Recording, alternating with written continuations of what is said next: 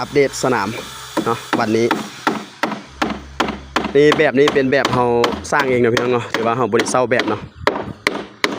แบบเราถือว่าจะมีครบเนาะประมาณ20 กว่าต้นแล้วเนาะแบบเราเนาะจะมีครบเลยเนาะบ่จะเป็นต้องไปเซาแบบบ่จะเป็นต้องไปสร้างแบบใหม่เนาะทุกครั้งที่เรารับงานเราก็จะแก้ติดรถมาเนาะแล้วก็เข้าแล้วก็มื้อนี้ก็เตรียมเทเสาเนาะ